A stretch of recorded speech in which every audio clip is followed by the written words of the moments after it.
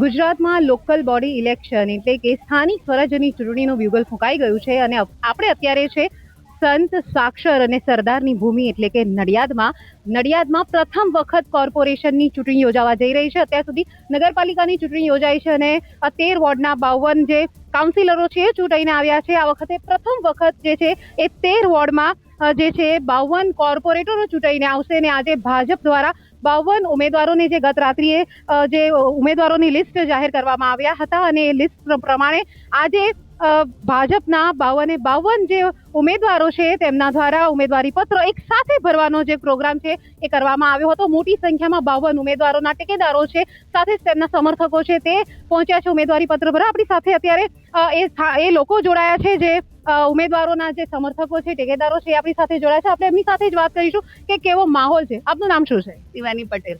શું કહેશો, આ વખત કોર્પોરેશનની ચૂંટણી છે, પહેલા તો નગરપાલિકાની ઇલેક્શનમાં તો મતદાન કર્યું હશે, કોર્પોરેશનનું છે, તમને શું લાગે છે કોર્પોરેશનની ચૂંટણીને લઈને?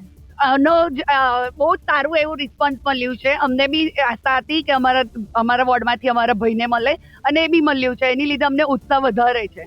જે પ્રમાણે અત્યાર સુધી નગરપાલિકા હતી, અત્યારે કોર્પોરેશન છે, તમને શું લાગે છે બદલાવ આવશે કોર્પોરેશન બન્યા પછી? આવશે, ચોક્કસ આવશે.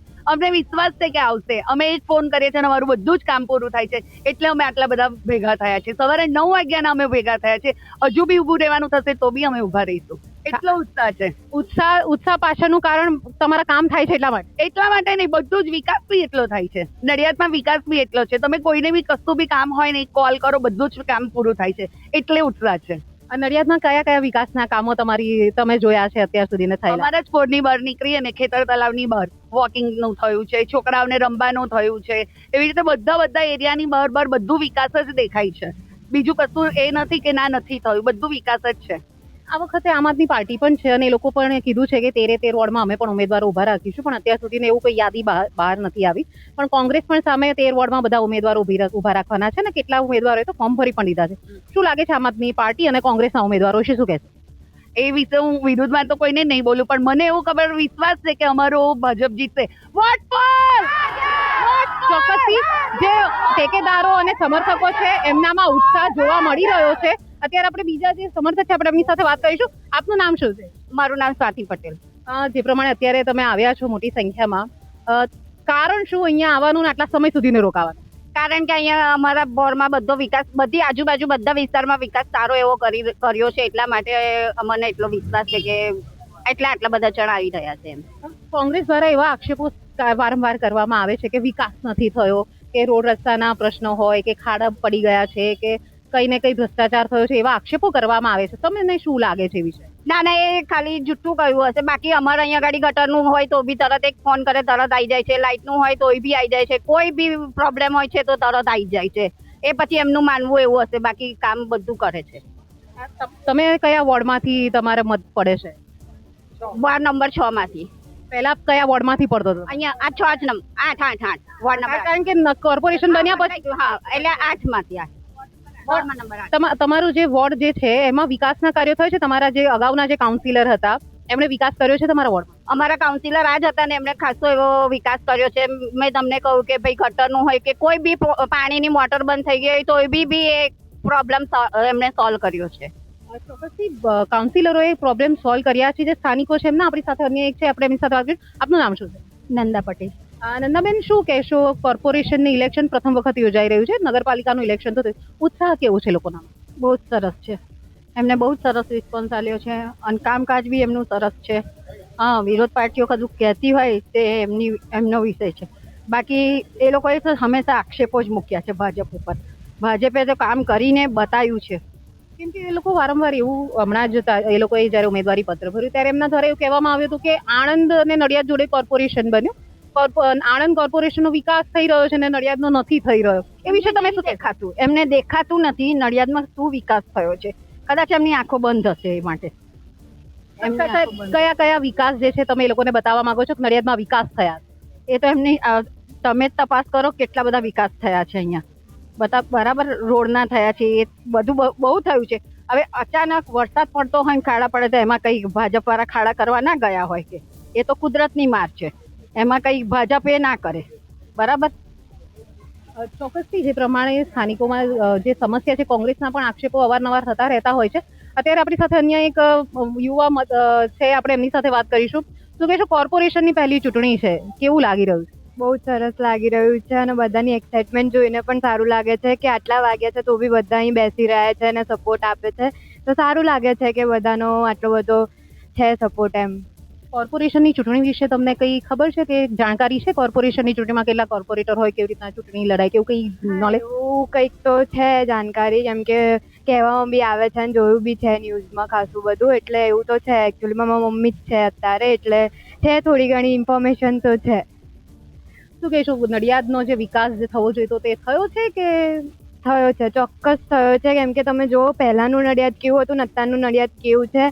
અમારી સાઈડમાં પણ પહેલાંનું જે હતો સીન એનાથી આખું જ ચેન્જ થઈ ગયું છે, એટલે વિકાસ નહીં થયો એવું તો કહી જ ના શકાય. બહુ ઘણો વિકાસ થયો છે, હું તો કહું છું. હા, સામેવાળાને નહીં દેખાતું એ અલગ વાત છે, પણ વિકાસ તો ખાસો થયો છે. વિકાસ થયો છે. કયા કયા વિકાસના કામોને લઈને તમે કહે છો તમારા મધર ઉભા રહ્યા ઇલેક્શન લડવાના છે? કયા કયા વિકાસ માટે? હા, એટલે એકચ્યુઅલીમાં અમારો જે એરિયા છે એમાં હજી ઘણા કરવાના ચેન્જીસ બાકી છે, તો એના લીધે મારા મધર ઉભા રહ્યા છે અને એના માટે પણ મારી મમ્મી બહુ જ એક્સાઇટ છે કે હું ક્યારે કરીશ આ બધું, એટલે એ બધું ચેન્જ કરવાનું છે, તો ત્યાં થઈ જશે. જે પ્રમાણે લોકોનામાં ઉત્સાહ જોવા મળી રહ્યો છે, અહીંયા અન્ય જે મહિલા સમર્થકો જે મોટી સંખ્યામાં અહીંયા આવ્યા છે, તમે જુઓ કે જ્યારે ઉમેદવારી પત્ર ભરાવાના હોય, પુરુષ ઉમેદવારોના સમર્થકો તો આવતા જ હોય છે, પણ લેડીઝ આ મોટી સંખ્યામાં અત્યારે બપોર છે અને એમાં આવ્યા છે મોટી સંખ્યામાં. એ પણ અહીંયા બેઠા છે કારણ કે એમના જે ઉમેદવારો છે તે અહીંયા ચૂંટણી લડી રહ્યા છે. આપણે એમની સાથે વાત કરીશું. શું કહેશો, તમે કયા વોર્ડમાંથી છો? 6. વોર્ડ નંબર 6 માં વિકાસ થયો છે? હા, બહુ જ વિકાસ થયો છે. કોઈ એવા કામ છે કે જે નથી થયા અને હવે થશે જ્યારે ચૂંટાઈને આવશે આપના ઉમેદવાર? મારા પોઈમાં કોઈ એવું બન્યું જ નથી કે કામ થયા નથી. બધા જ કામ થયા છે, એટલે અમે એવી રીતે જ અહીંયા આવ્યા છે બધા કે અમારા કામ પૂરા થાય છે. અમારા જ નહીં, આખા નડિયાદમાં જ થાય છે. એટલે ભાજપ એવું છે કે તમારું હરેક કામ પૂરું કરી આપશે. જ્યારે સામેવાળી પાર્ટીને લાગે છે કે કામ નથી કરતું, પણ એ હવે એમની સમજ ને સોચ પર છે કે વિકાસ શું છે એ લોકોને નહીં ખ્યાલ આવતો હોય, બાકી વિકાસ તો થયો જ છે. આ વખતે આમ આદમી પાર્ટી પણ ઉમેદવારો ઉભા રાખવાના છે, અમુકે તો ફોર્મ ભરી દીધા છે. શું કહેશો એમના વિશે? શું કહેશો? કોંગ્રેસ તો ચલો દર વખતે લડતી આવે છે, આ વખતે આમ આદમી પાર્ટી પણ. હવે એ બાબત તો હું એટલું કંઈ નહીં કહી શકતી, પણ એટલું ખ્યાલ છે કે બસ વિકાસ થશે એટલે થશે બસ. ચોક્કસથી વિકાસ થશે અને ભાજપના જે કાઉન્સિલરો ચૂંટાઈને આવશે, જે કોર્પોરેટર ચૂંટાઈને આવશે એમના થકી થશે. અન્ય એક મહિલાઓ છે, આપણે એમની સાથે વાત કરીશું. શું કહેશો, તમે વોટ આપો છો? હા, વોટ આપો છો. કયા વોર્ડમાંથી તમારો વોટ પડે છે? 6. Ward number 6. શું કહેશો, તમારા વોર્ડમાં વિકાસ છે, કામ થયા છે? તમારા જે કાઉન્સિલર હતા એમણે કામ કર્યા છે? એકદમ બધું બરાબર, કમ્પ્લીટ. રાત્રે 2 વાગે ફોન કરો તો બી હાજર, કોઈ દિવસ ના નહીં, કશું જ નહીં, ઓલવેઝ રેડી. એટલે તમારા જે બી સમસ્યાઓ જે આવતી હોય છે, રસ્તાની હોય, ગટરની હોય, પાણીની હોય, એ અડધી રાત્રે પણ તમારા ફોન કરવાથી તમારું સોલ્યુશન થઈ જાય? એકદમ સાચું, કમ્પ્લીટ, બધું કમ્પ્લીટ થઈ જાય. કોઈ દિવસ ફરી બીજી વાર ફોન કરવાનો વારો જ ના આવે અમારે. તો પછી આ કોંગ્રેસ વાળા એવું કેમ કહે છે કે રોડનો પ્રોબ્લેમ છે, પાણીનો પ્રોબ્લેમ છે, ગટરનો પ્રોબ્લેમ છે, એવું કેમ કહે છે એ લોકો? એ તો એમનું બોલવું હોય એટલે તે બોલે જ ને. હવે તો એમને શું, હવે એમને તો કશું કરતા છે નહીં, આવે તારે શું કરે છે એવું કહી દે કે જાઓ ભાજપવાળા જોડે કરાવો, તો આપણે શું કરીએ? ચોક્કસથી તમને જણાવી દઉં કે નડિયાદ કોર્પોરેશનની જે ચૂંટણી છે એ પ્રથમ વખત યોજાવા જઈ રહી છે.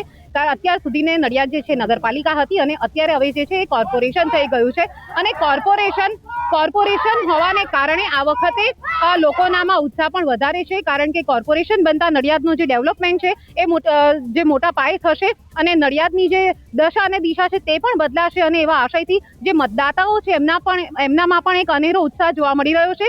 જે પ્રમાણે ભાજપ દ્વારા જે યાદી જાહેર કરવામાં આવી હતી 52 ઉમેદવારોની, એક વસ્તુ આમાં ચોક્કસથી સામે આવી છે કે ભાજપ દ્વારા જે નિયમો નક્કી કરવામાં આવ્યા હતા કે જે નિયમો ખાસ હતા કે સતત 3 ટર્મ લડતા હોય એમને ટિકિટ નહીં આપવામાં આવે કે પરિવારમાંથી ટિકિટ નહીં આપવામાં આવે, પરંતુ જે પ્રમાણે ટિકિટોની ફાળવણી કરવામાં આવી છે તેમાં ચોક્કસથી જે અમુક જે નિયમો છે એનો છેદ ઉડતો પણ જોવા મળી રહ્યો છે. પરંતુ જે પ્રમાણે એક સાથે પહેલી વખત એવું હશે કે એક સાથે 52 જે ઉમેદવારો છે તેઓ આજે ચૂંટણીનું ફોર્મ ભર્યું છે અને તેને લઈને નડિયાદમાં એક પ્રકારે કહી શકાય કે ભાજપનું જે છે એ શક્તિ પ્રદર્શન જે છે આજે નડિયાદના જે તમામ રસ્તાઓ છે તેમાં જોવા મળ્યું હતું. એક સાથે જ્યારે 52 ઉમેદવારો અને એમના ટેકેદારો અને એમના સમર્થકો જ્યારે રોડ પર નીકળતા હોય ત્યારે ભાજપનો જે ભગવો છે એ સમગ્ર જે વિસ્તારમાં છે તે જોવા મળતો હતો. નાના હોય, મોટા હોય કે જે સિનિયર સિટીઝન્સ હોય, દરેકનામાં એક અનેરો ઉત્સાહ જોવા મળી રહ્યો છે.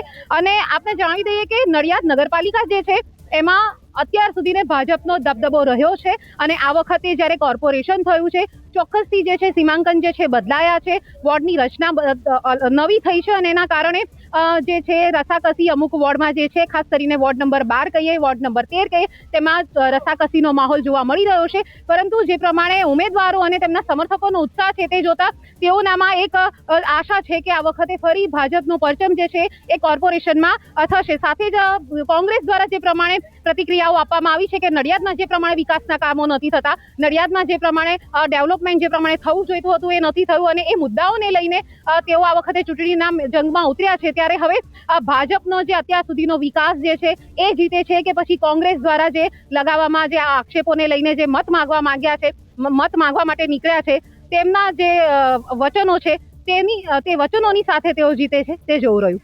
હેતાલી શાહ, ગુજરાત તક, નડિયાદ.